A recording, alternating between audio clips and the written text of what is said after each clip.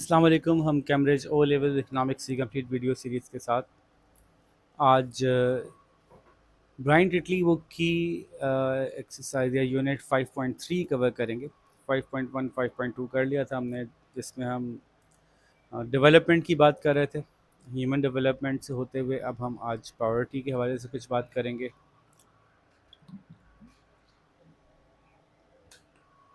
सबसे पहले तो हम ये समझते हैं कि पॉवर्टी कितनी तरह की होती है और पॉवर्टी डिफाइन कैसे होती है। तो एक चीज होती है जिसको इकोनॉमिक्स में कहते हैं एब्सोल्यूट पॉवर्टी। क्या कहते हैं? एब्सोल्यूट। ये कोई एक अमाउंट बता दी जाती है कि इससे कम जो रोजाना का कमाता है, डेली का एक्सपेंडिचर इससे कम जिसका है, खर्चा, डेली की गुंजाइश जिसकी इससे कम है वो तो गरीब है, और इससे कम है तो बहुत गरीब है, और इससे कम है तो बिल्कुल ही गरीब है, और इससे भी कम है तो गुर्बत की डेफिनेशन पे धब्बा है। ऐसा है कुछ।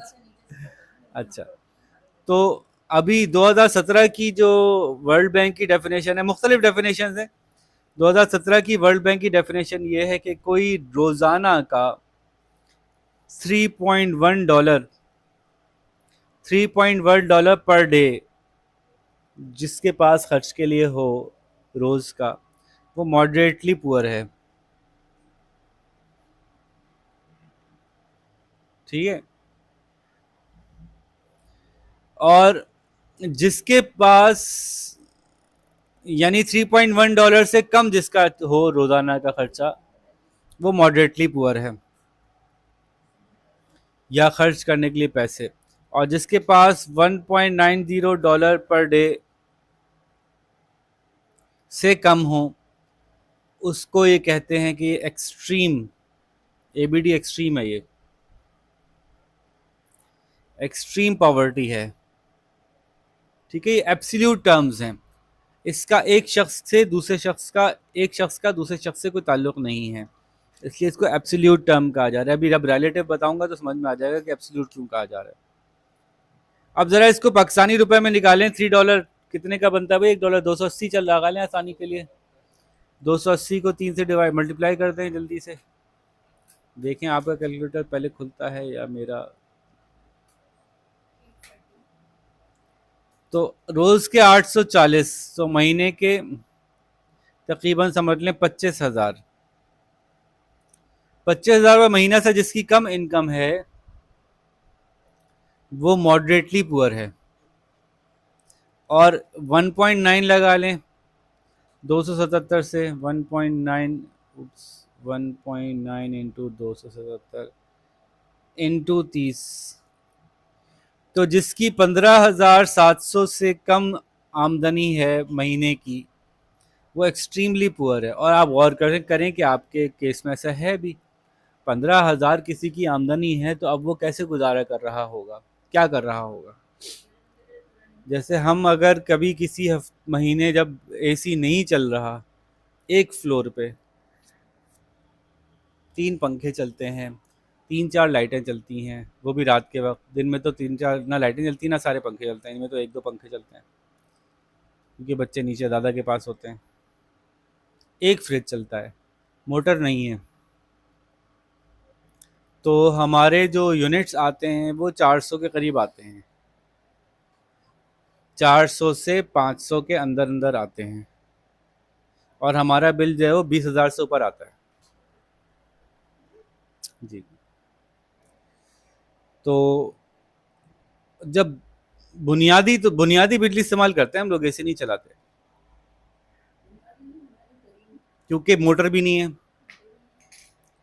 तो फ्रिज है, हाँ इस्त्री एक होती है, इस्त्री है, फ्रिज है, 3 पंखे हैं तो 3 लाइटें हैं, 4 लाइटें हैं।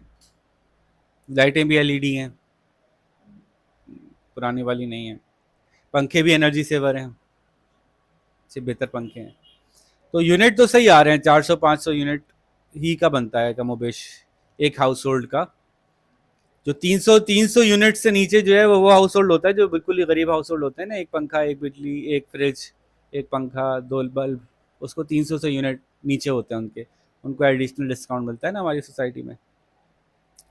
तो 400 से 500 एक बहुत मुनासिब है किसी एक सिंगल हाउस होल्ड के लिए।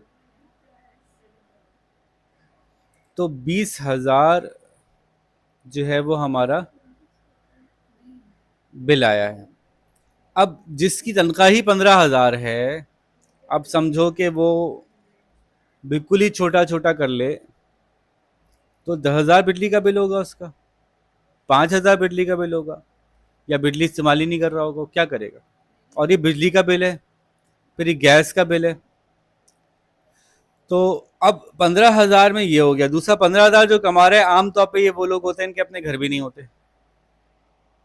4, 5, 8,000, 3,000, 2,000 कुछ ना कुछ तो घर का किराया दे रहा होगा। उसके बाद खाएगा कहाँ से, ट्रैवल कैसे करेगा, ट्रांसपोर्ट का किराया कैसे देगा।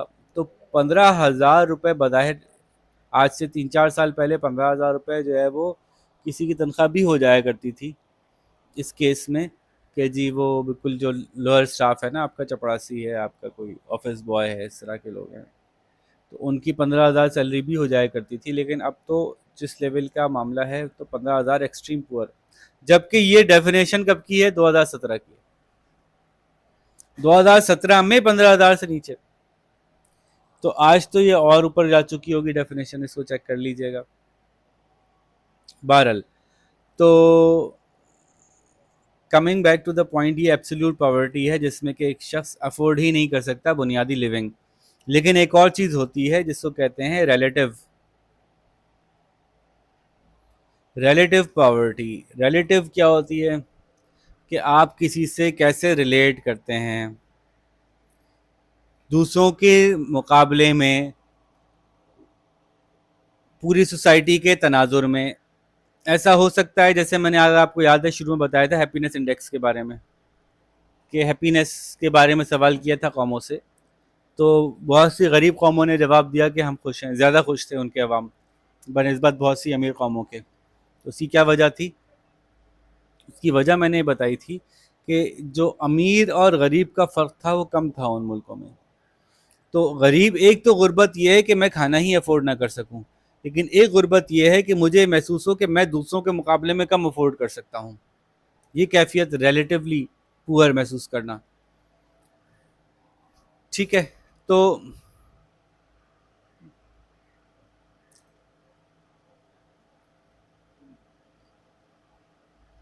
मुख्तलिफ मुल्कों में ये सूरत हाल मुख्तलिफ हो सकती है, हालांकि उनकी एवरेज इनकम ज़्यादा हो, ऐसा भी हो सकता है।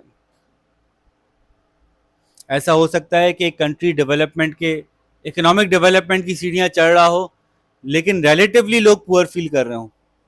ऐसा हो सकता है क्योंकि उनके आसपास के लोग ज़्यादा अमीर हो रहे हों बनस्बत उनके। जैसे कि अमेरिका में 2015 में 321 मिलियन लोग रहते थे। यूएसए में 321 मिलियन लोग रह रहे थे अमेरिका में। ठीक है। एक सर्वे के मुताबिक 2015 में, एक सर्वे के मुताबिक 43 मिलियन ने कहा कि हम गरीब हैं।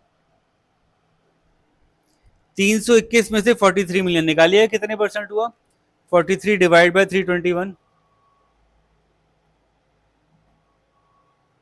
Into 100। 43 divide by 321 multiplied by 100। तो कितने परसेंट बताया आपने अब्दुल्ला भाई। 13% लोग अमेरिका में समझते हैं कि वो गरीब हैं। क्यों समझते हैं, क्यों समझते हैं ऐसा वो, क्योंकि उनकी सोसाइटी में उनको अपने से अमीर लोग बहुत दिखते हैं। ठीक है। तो इसको हम कहते हैं कि किसी कंट्री में इनकम इन इक्वालिटी, ये टर्म इंपॉर्टेंट है।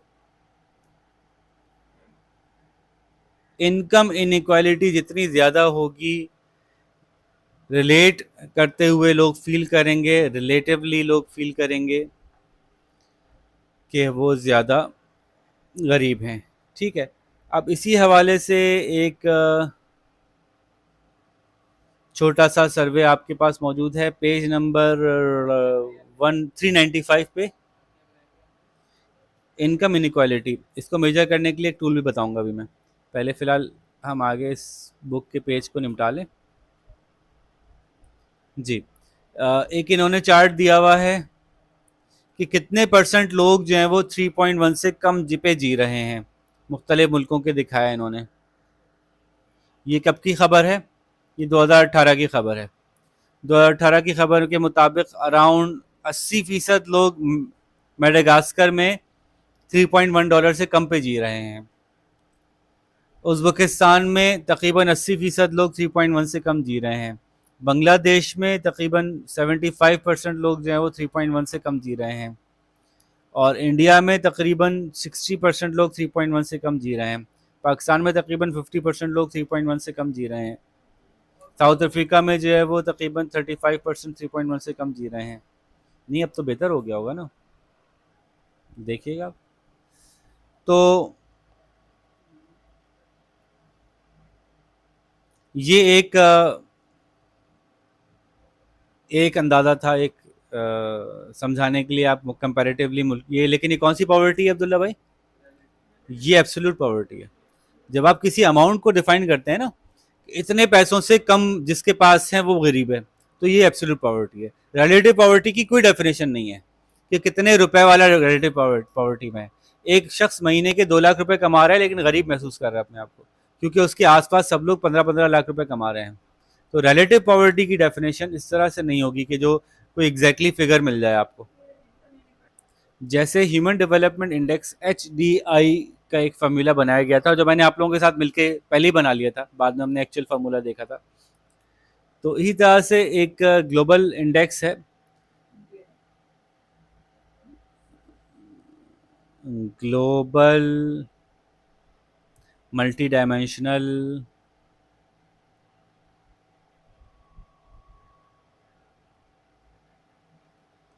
Poverty index.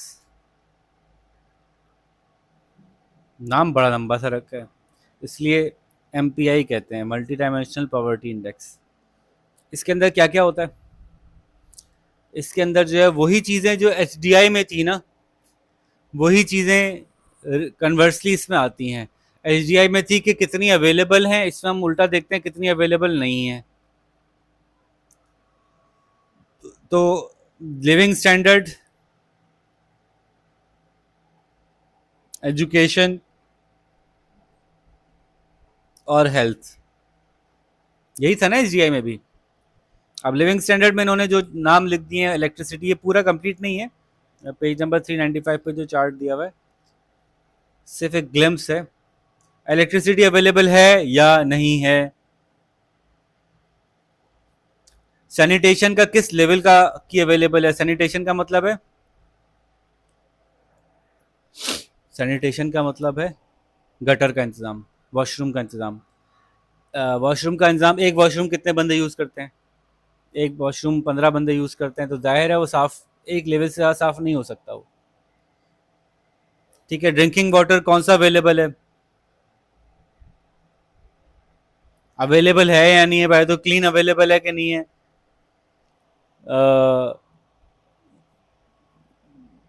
ऐसा वाटर अवेलेबल है इसमें क्लोरीन मिली हुई है या बगैर क्लोरीन का मिल रहा है? क्लोरीन इंटरनेशनल स्टैंडर्ड बना दिए गए ना, क्लोरीनेटेड वाटर जनरल बेसिक, जो नलों में पानी आएगा उसमें एक सर्टेन लेवल की क्लोरीन मिलाएंगे ताकि बुनियादी जो बड़े बड़े जरासीम है वो मर जाए उससे। फिर आपका डिस्टिल्ड वाटर है, आपका फिल्टर वाटर है, आपका RO वाटर है, आपका मिनरल वाटर है, क्या है, किस लेवल का पानी अवेलेबल है? फ्लोरिंग कैसी है? फ्लोरिंग क्यों आएगा भाई? कच्चा फर्श है या पक्का फर्श, इससे क्या फर्क पड़ता है गुर्बत और इमारत पे?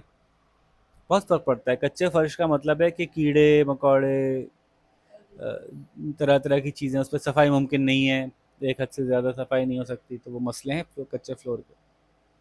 ठीक है, कुकिंग के लिए कौन सी फ्यूल अवेलेबल है? ठीक है, कुकिंग फ्यूल कौन सी अवेलेबल है? यानी लकड़ी से जला रहे हैं, खाना पका रहे हैं, गैस अवेलेबल है, इलेक्ट्रिसिटी पे बना रहे हैं, क्या कर रहे हैं? किसी चीज़ की ओनरशिप है या नहीं है, चीज़ें ओनरशिप में है, किराए पे हैं, ये सारी चीज़ें डिफाइन करती हैं कि कोई बंदा कितना गरीब है। ये इंडेक्स बना दिए इन्होंने कि किस मुल्क में कितने लोग इसमें कहाँ खड़े हैं। फिर पॉपुलेशन की स्कूलिंग कितनी हुई हुई है, कितने साल की स्कूलिंग हासिल की हुई है, और स्कूल में कितने बच्चे स्कूल जाते हैं, कितने बच्चे स्कूल जाते ही नहीं हैं। सिमिलरली हेल्थ की मुख्तलिफ ज़रिए हो सकते हैं कैलकुलेट करने के। फॉर एग्जांपल चाइल्ड मोर्टेलिटी हो सकती है, infant mortality, child mortality, nutritional values कि इतनी एज तक कोई शख्स जो है वो कितना न्यूट्रिशन उसकी वैल्यू रिक्वायर्ड है और कितनी उसको मिल रही है। 2500 कैलोरीज जो है उसको पर डे मिलनी चाहिए, वो 1500 कैलोरीज पे है। तो ये न्यूट्रिशनल वैल्यू से गैप है, इवेंचुअली उसकी स्टंटेड ग्रोथ होगी। पाकिस्तान भी उन मुल्कों में से है जहाँ पे बच्चों की स्टंटेड ग्रोथ होती है, इसीलिए आपको दूसरे मुल्कों के बच्चे बहुत बड़े बड़े लगते हैं। ये महसूस किया आप लोगों ने महसूस किया इस बात को कि आप 12-13 साल का बच्चा जब यूएस से आता है तो आप कहते हैं यार कितना बड़ा है 12 साल का बच्चा, या दुबई से या सऊदीया से आता है तो आपको बच्चा बड़ा लगता है। उसकी वजह है कि हमें आदत है 12-13 साल के बच्चे को एक ख़ास स्टेचर में देखने की, क्योंकि हमारे यहाँ कैलोरी इंटेक कम है। अच्छा, इसमें दोनों बातें हैं, एक तो उनकी यहाँ ओबेसिटी भी ज़्यादा है, उनके यहाँ कुछ एक्स्ट्रा ऑर्डनरी कैलोरी इंटेक है। तो जितना 12-13 साल का बच्चा होना चाहिए था उससे 15-20% ज़्यादा ही बड़ा होता है उनका बच्चा, एक्स्ट्रा ऑर्डनरी कैलोरी इंटेक की वजह से। लेकिन हमें भी आदत है अंडर न्यूट्रिशनल बच्चों को देखने की, तो वो उसकी वजह से हमें भी वो बड़े बड़े लगते हैं बहुत ज़्यादा। ठीक है, तो ये एक बात हो गई। अब सवाल आया पॉवर्टी क्यों होती है। यार ये तो आप लोग ही बता दें, किसी मुल्क में गुर्बत क्यों होती है, इसमें मुझे बताने की ज़रूरत है। किसी मुल्क के पास रिसोर्सेज ही ना हो,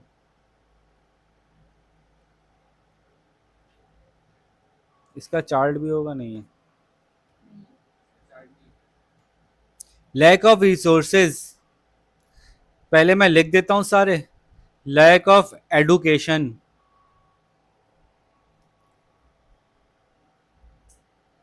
lower wages, unemployment,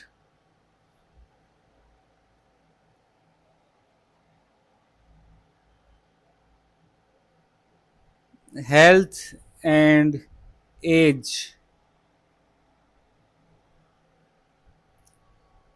climate and disasters,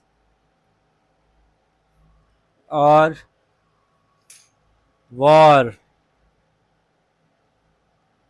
corruption.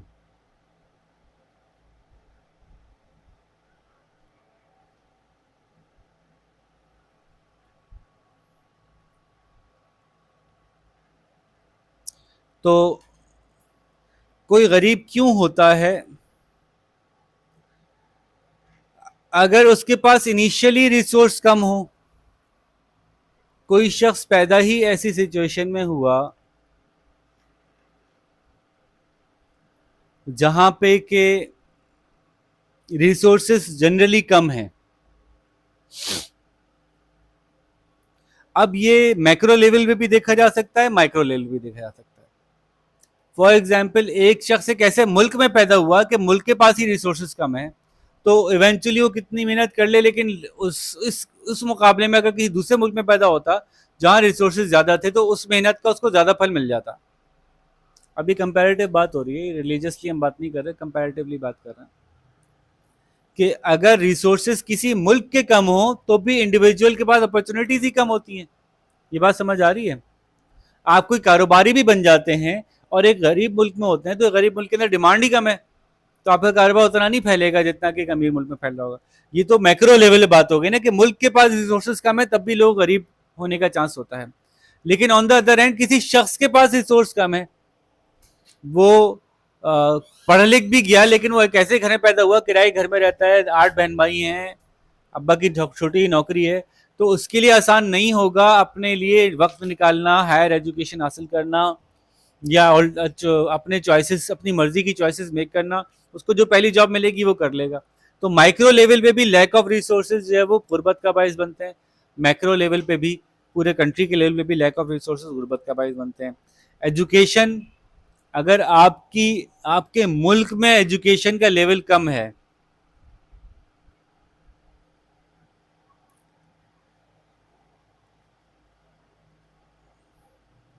अगर आपके मुल्क में एजुकेशन का लेवल ही कम है तो इसका मतलब क्या होगा कि आपके मुल्क के अंदर रिसर्च नहीं हो रही होगी, आपके मुल्क के अंदर बड़ी-बड़ी इंडस्ट्रीज़ के ऊपर काम नहीं हो रहा होगा, आपके मुल्क में बड़ी-बड़ी मशीनरी नहीं बन रही होगी, बाहर से बन के आ रही होंगी चीज़ें। तो मैं अगेन हर चीज़ को दोनों एंगल से बता रहा हूँ।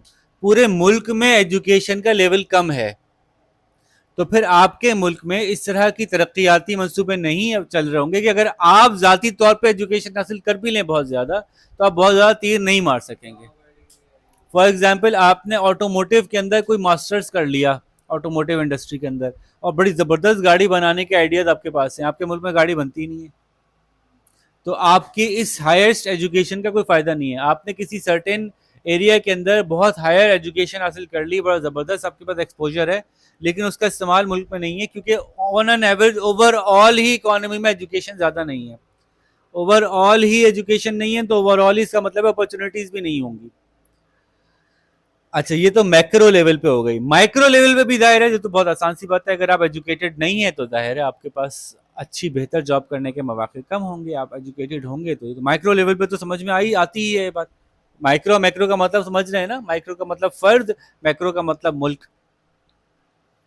अच्छा जी, फिर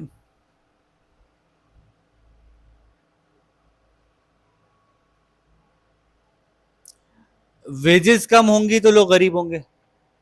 इंडिविजुअली इंफरादी तौर पे किसी की वेज कम है तो भी वो गरीब ही है, जाहिर है। और नेशनली भी अगर वेजेस कम होंगी तो भी ओवरऑल लोगों के अंदर लोगों को पैसे कम मिल रहे होंगे, तो बहुत बेसिक सी बात है। अनएम्प्लॉयमेंट ज़्यादा होगी जिस मुल्क में, वहाँ पे ऑटोमेटिकली लोगों के पास डिस्पोजेबल इनकम कम होगी।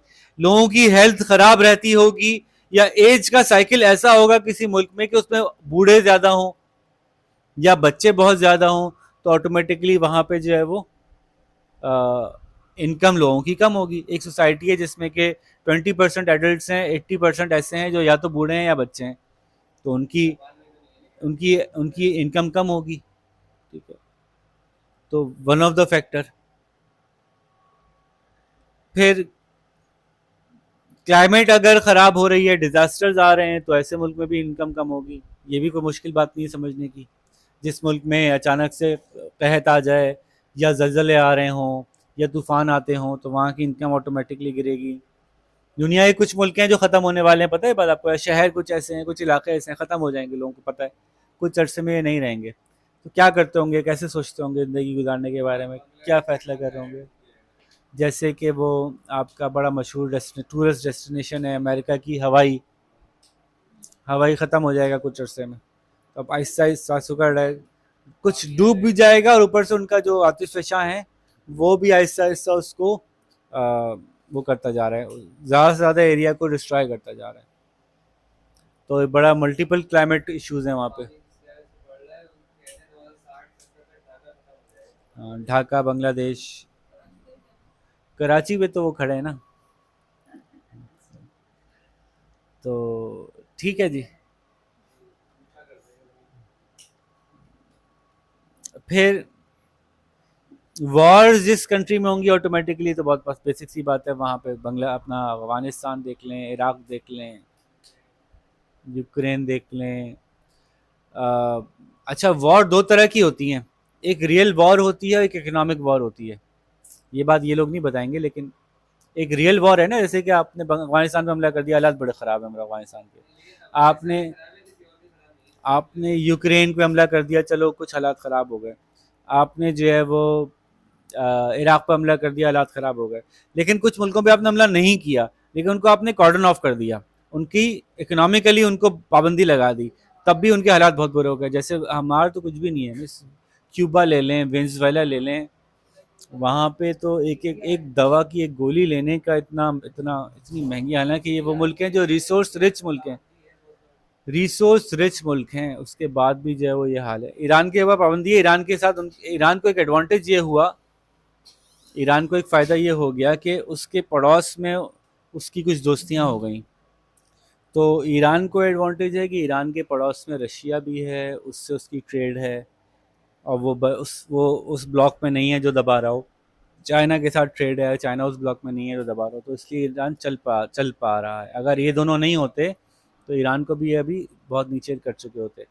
तो वेनेजुएला है, क्यूबा है, और भी इस तरह के कुछ मुल्क हैं जिनकी इन्होंने इकोनॉमिक बाइकआउट किया, और बहुत बुरे हाल में रहे वो मुल्क। खैर, तो बात समझ में आई कि वॉर जो है वो दोनों तरह की होती है, वॉर इकोनॉमिक वॉर भी होती है, वॉर नॉर्मल जो जंग होती है वो भी होती है। उसके अलावा करप्शन भी एक फैक्टर है जो कि किसी मुल्क की तरक्की के रास्ते में रुकावट पैदा करता है। सबसे बड़ी करप्शन ये है कि जो डेवलप कंट्रीज़ हैं वो जो भी पॉलिटिकल प्रोसेस होता है उसको अपनी मर्ज़ी से चलवाते हैं। डेवलप्ड कंट्रीज़ जो हैं वो डेवलपिंग कंट्रीज़ के पॉलिटिकल प्रोसेस में इंटरफेरेंस करते हैं। और पॉलिटिकल प्रोसेस ऐसा होता है, या तो भाई होता है एक बादशाह जो देखता है कि अपने मुल्क को उसको कैसे चलाना है, क्योंकि उसका मुल्क अगर अच्छा नहीं चलेगा उसने सारी उम्र अपने मुल्क पे राज करना है ना। मैं अपने घर में सारी उम्र रहूँगा, किराए का घर नहीं है, तो फिर इसमें कोई खिड़की टूटेगी तो मैं खुद ही बनवाऊँगा, ये मेरी खिड़की है, मेरी खिड़की टूट रही है, क्यों टूट रही है। तो बादशाहत के ये कुछ एडवांटेज होते हैं कि बादशाह ओन करता है ना चीज़ों को, तो वो थोड़ा सा इसके ऊपर रिस्पॉन्ड भी करता है। और जो पॉलिटिकल फोर्सेस हैं वो तो 5-5 साल में चली जाती हैं, तो वो ओन नहीं करती हैं, वो किराए पे आती हैं। तो फिर उनको आने के लिए जो भी अपना परफॉर्मेंस है वो शो करनी पड़ती है। वो परफॉर्म नहीं करेंगी तो इलेक्ट नहीं होंगी। ये आइडिया था पॉलिटिक्स में, ये आइडिया था कि अब हम इस दफ़ा बादशाहत को दुनिया से ख़त्म कर रहे हैं, तो उसकी जगह हम डेमोक्रेटिक निज़ाम देंगे जहाँ परफॉर्मेंस की बेस पे हुकूमत आएगी। अब जब वो हुकूमत को ये पता चल गया कि हमारे पास एक और ज़रिया भी है, परफॉर्म किए बगैर भी आ सकते हैं, तो फिर वो उसी ज़रिए से आने, वही शॉर्टकट सबके लिए आसान हो गया। तो जो डेवलप्ड कंट्रीज़ हैं वो पूरी दुनिया में डेमोक्रेसी का नारा तो लगाते हैं, लेकिन अगर दुनिया में प्रॉपर डेमोक्रेसी आ गई तो इस सूरत में हर वो हुकूमत आगे आएगी जो परफॉर्म करेगी। जो परफॉर्म नहीं करेगी इवेंचुअली वो फिजल आउट हो जाएगी। जब वो परफॉर्म नहीं करेगी और वो बाहर हो जाएगी, और जो परफॉर्म कर रही होगी वो अंदर होगी, तो इवेंचुअली मुल्क के साथ क्या होगा, मुल्क तरक्की करेगा, डेवलपिंग से डेवलप की तरफ आ जाएगा। जब ज़्यादा मुल्क डेवलपिंग से डेवलप की तरफ आ जाएंगे तो जो यूनाइटेड नेशंस के अंदर जो बात मानी जाती है डेवलप कंट्रीज़ की, सिर्फ उन्हीं की मर्जी चलती है, उन्हीं के हिसाब से पूरी दुनिया चल रही है, तो वो मामला मुश्किल में पड़ जाएगा।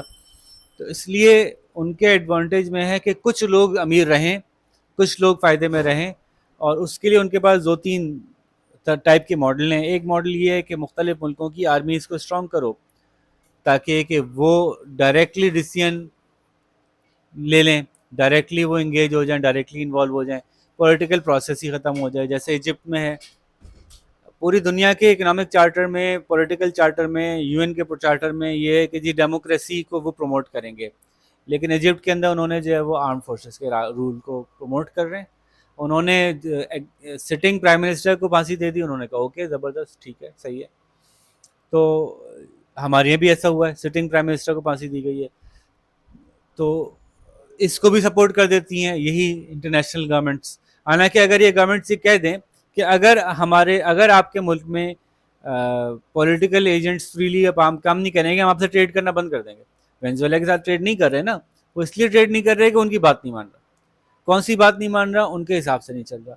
लेकिन अगर ये यूनाइटेड नेशंस ये वाला एग्रीमेंट कर लेती कि भाई जो जो मुल्क पॉलिटिकली फ्री नहीं होगा उसके साथ हम ट्रेड ही नहीं करेंगे, तो फिर कोई भी डिक्टेटर, कोई भी पॉलिटिकल इंटरफेरेंस करने में किसी का फायदा नहीं होगा, उसका नुकसान होगा कि वो पॉलिटिकल इंटरफेयर करेगा, मुल्क आइसोलेट हो जाएगा, बंद हो जाएगा। तो जब मुल्क बंद हो जाएगा तो फिर लोग खुद ही खड़े हो जाएंगे, भाई ये तो नहीं चाहिए हमें।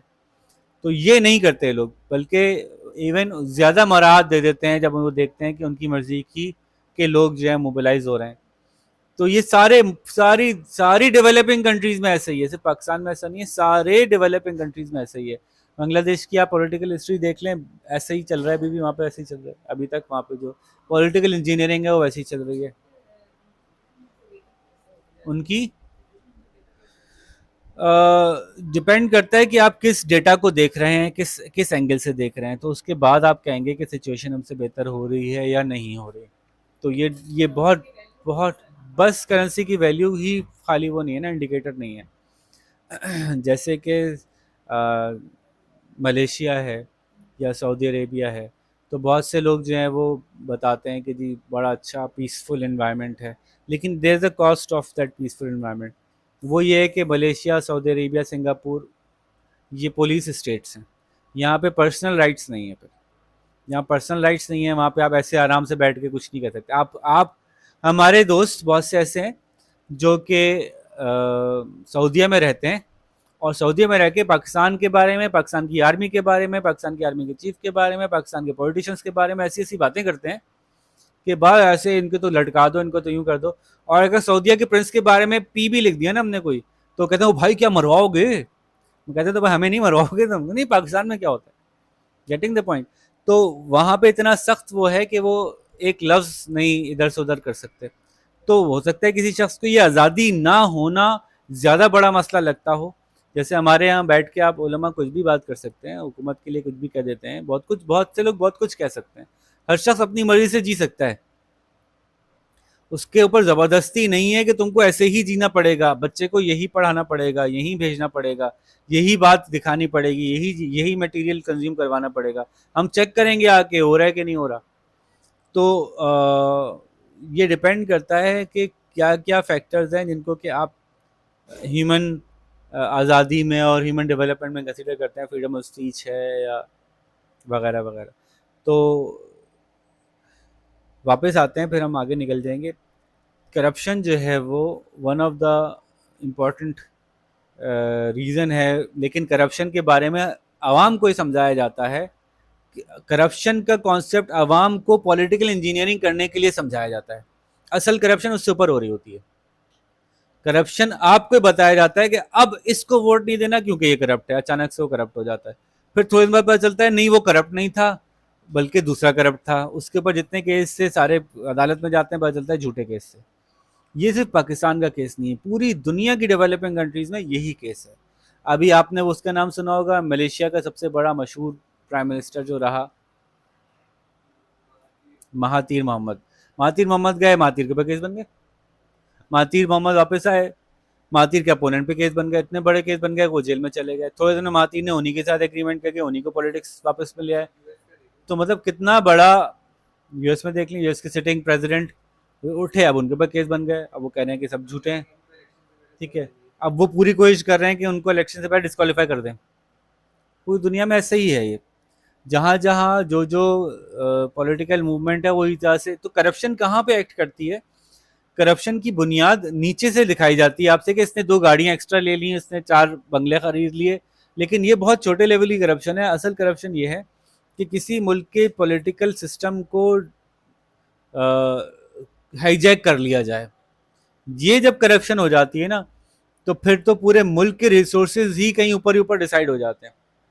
अगर एक शख्स जो है वो 10 रुपए ज़्यादा ले रहा है या 20 रुपए जेब में डाल रहा है, बुरी बात है, लेकिन इससे बड़ा मसला ये है कि आपने मुल्क के मेजर रिसोर्सेज का डिसीजन ले लिया कि यहाँ से यहाँ कर दो, क्योंकि आप उनके साथ एग्री करके आपने जो है वो फैसले करने हैं। तो वहाँ वापस आते हैं, corruption is a case which causes poverty. Poverty ख़त्म करने के लिए क्या करना चाहिए?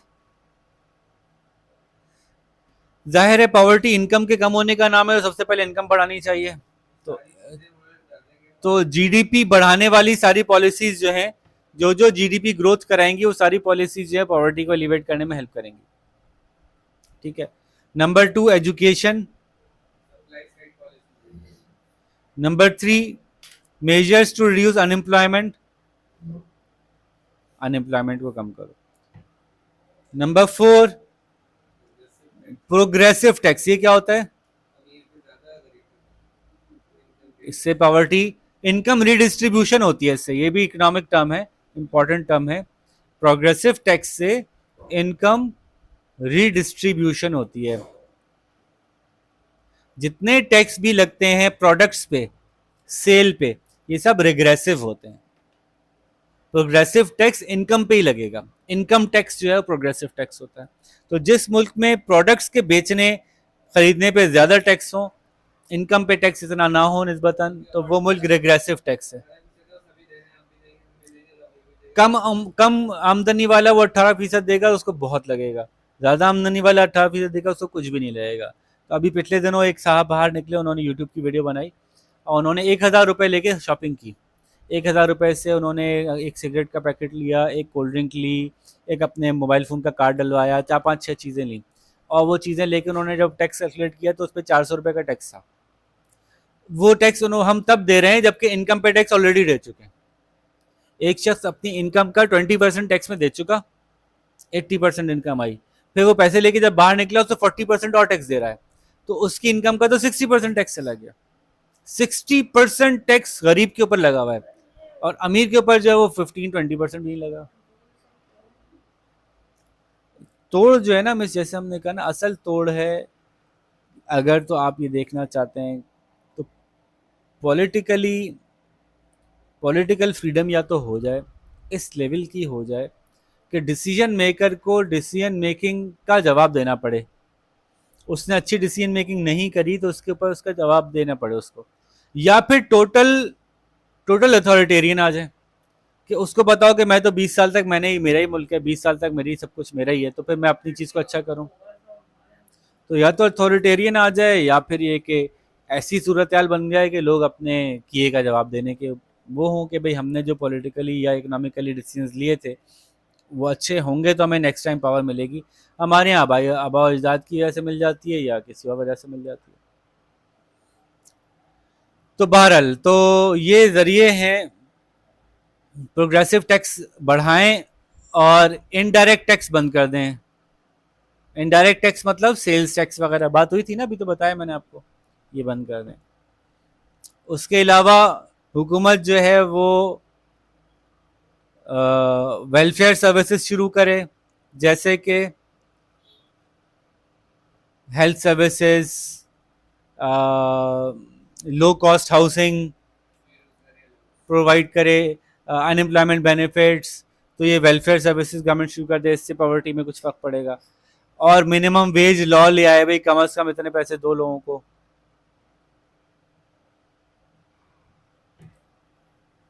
ठीक है, इसके अलावा इंटरनेशनली भी दुनिया भर में गुर्बत ख़त्म करने के लिए कुछ कोशिशें की जा रही हैं, जैसे फूड एड प्रोग्राम है पूरी दुनिया में। फूड एड, वो मुल्क जहाँ पे खाने पीने के ही लाले पड़े हुए हैं वहाँ पे जो है वो खाना पहुँचाने की कोशिश की जा रही है। इसी तरह से एक और प्रोग्राम है जहाँ पे कि गरीब मुल्कों को टेक्नोलॉजिकल एड दी जा रही है, क्योंकि वो इतने पीछे रह गए हैं कि बुनियादी टेक्नोलॉजी जिसके बगैर मुल्क चलाना मुश्किल है, वो हासिल करने के भी उनके पास पैसे नहीं है। यानी यूँ समझ लें कि पहला स्टेप सीढ़ी पे रखेंगे तो दूसरा तीसरा चौथा पॉसिबल होगा। उनके लिए पहला स्टेप इतना ऊपर चला गया है कि अब वो वहां तक पहुंच ही नहीं पा रहे हैं। तो ऐसे मुल्कों को, जैसे कि मिसाल के तौर पे नादरा है हमारा, ठीक है, अगर नेशनली डेटाबेस नहीं बनेगा तो बेतहाशा मसाइल हैं हम जदीद दुनिया के। और आपके पासपोर्ट के मसाइल हैं, बंदे आइडेंटिफाई करने के मसले हैं, इंटरनेशनल ट्रैवल में प्रॉब्लम हो जाएगा। तो दुनिया भर के लिए बहुत बड़ा प्रॉब्लम है कि आपके मुल्क में इंडिविजुअल आइडेंटिफाइड ही नहीं है कि कौन है। तो दुनिया भर के इंटरेस्ट में है कि भाई लोग ऐसा करें, लेकिन उसके लिए टेक्नोलॉजी चाहिए, उसके लिए सर्वर्स चाहिए, उसके लिए सेटअप चाहिए। तो फिर ऐसे सूरत में ये एड दी जाती है, टेक्नोलॉजिकल एड। जी, इसी तरह से financial loans, low cost loans, IMF. फिर एक एक चीज होती है डेट रिलीफ। अगर आपने कर्जा दिया है तो उस कर्जे को माफ कर दें या हल्का कर दें, उसकी टर्म्स हल्की कर दें। ऐसे मुल्कों के लिए डेट रिलीफ। इसी तरह से डेट एक्सचेंज भी हो जाता है। मतलब ये कि एक बहुत गरीब मुल्क है, उसके हालात बहुत ख़राब हैं, उसको अपना कर्जा पे नहीं कर पा रहा, तो दूसरा मुल्क जो है वो उसके कर्जे को रिड्यूस करवा दे कोई।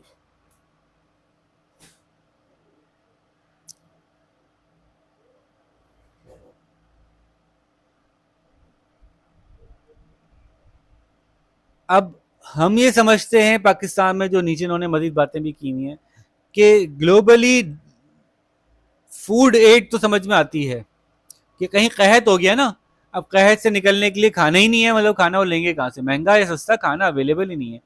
तो ठीक है जी, खाना पहुंचाया आपने, कितने टन गंदम पहुंचा दी, कितने टन ये पहुंचा दी, लेकिन अब तक हमारा ज़ाती तजर्बा है जो हमने वाकई करके देखा कि जब एड आती है तो इकोनॉमीज इनएफिशिएंट हो जाती है। एड लीड्स टू इनएफिशिएंसीज, मजीद करप्शन, लोग जो है वो फेवरेटिज्म, तो और लीस्ट डेवलप होते चले जाते हैं आप। तो एड के साथ एक मसला ये है कि एक तो इनएफिशिएंसीज होती हैं, दूसरा एड के साथ मसला है कि शराइत होती हैं। अब हमने तुम्हें एड दे दी, अब हमारी ये बात मानो, हमारी वो बात मानो, फलाने ब्लॉक के साथ शामिल हो जाओ, फलाने से दूर हो जाओ, फलाने से कटो, फलाने पे हमला करो, फलाने के मामले में हमारी मदद करो। तो फिर ये जो शराइत होती हैं, जो स्ट्रिंग्स अटैच होते हैं, ये भी जो है वो एड के साथ काफ़ी मसले हैं, कंडीशंस। ठीक है जी। तो ये हमने एंड किया आज 5.3। होपफुली आपको ये बात समझ आई होगी कि पॉवर्टी क्या है, पॉवर्टी कैसे कम होती है, पॉवर्टी का की कैलकुलेशन में यस एक कोफिशिएंट रह गया।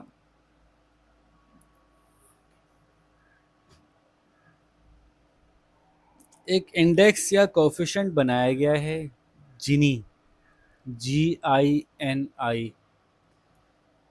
तो ये बताता है कि किसी मुल्क में जो हाईएस्ट और लोएस्ट इनकम ग्रुप्स हैं, इनके दरमियान कितना फ़र्क है। ये जितना ज़्यादा हाई होगा, इसका मतलब है कि अमीर बहुत ज़्यादा अमीर हैं बनिस्बत गरीबों के। ऐसा हो सकता है उस मुल्क के गरीब भी हमारे गरीब से ज़्यादा पैसे वाला हो, लेकिन ओवरऑल उस मुल्क में अमीर और गरीब की इनकम्स में कितना ज़्यादा डिफरेंस है, ये कैलकुलेट करने के लिए बनाया गया है। एक नज़र ये मैं दिखा देता हूँ आपको, फिर हम क्लोज़ करते हैं। देखिए जी, ये वर्ल्ड बैंक का डेटा है। जितना बड़ा इसका आंसर आएगा उतने हालात ख़राब हैं, उतना ज़्यादा गैप है। इसके कोफिशिएंट को की वैल्यूज़ कैसे निकाली जाती हैं, एक्सप्लेनेशन मैं नहीं कर रहा, मैं डायरेक्टली वैल्यूज़ से आपको दिखाना चाह रहा हूँ कि किस मुल्क के क्या हालात हैं। तो Belarus, Ukraine, Netherland, UAE, Iceland, Belgium, इनके हालात बेहतर हैं। फिनलैंड, यहाँ पे लोगों की इनकम डिस्पैरिटी कम है निस्बतन, स्टैंड्स एट 20 समथिंग, 27, 25, 28, बिलो 30। ठीक है। अच्छा, इराक बिलो 30, पाकिस्तान बिलो 30। ठीक है, ये बात समझ रहे हैं आप। और आगे चलें जी, फ्रांस 31, अब 30 से क्रॉस कर गए। जर्मनी 31 और UK 32। जो आपके जाने पहचाने मुल्क आ रहे हैं उन पर रुक। स्पेन 34, इटली 34.8, चाइना 37.1, श्रीलंका 37.7, जिसकी वजह से श्रीलंका में प्राइसिंग हुई थी कि अमीर जो है वो बहुत अमीर हैं और गरीब जो है फिर से चले जा रहे हैं। मुल्क डिफॉल्ट तो हो रहा है, लेकिन अमीर को फर्क नहीं पड़ रहा, गरीब को फर्क पड़ रहा है। यूनाइटेड स्टेट्स तकरीबन 40, हम बिलो 30 हैं। US तकरीबन 40 को टच कर रहा है, और 40 is a very high value. Malaysia 40.7, Turkmenistan गरीब मुल्क है 40 पॉइंट समथिंग, यानी गरीब फिर बहुत ही गरीब हो जाएगा। पहले ही गरीब हैं, ऊपर से इनकम डिस्पैरिटी बहुत ज़्यादा है। इसका मतलब है कि अमीर और गरीब की इनकम मिला के इतनी कम आ रही है, तो फिर गरीब कितना गरीब होगा वहाँ पे, जब इनकम डिस्पैरिटी इतनी ज़्यादा है। ठीक है जी। मैक्सिको की हाई है 43, तुर्किये की 44,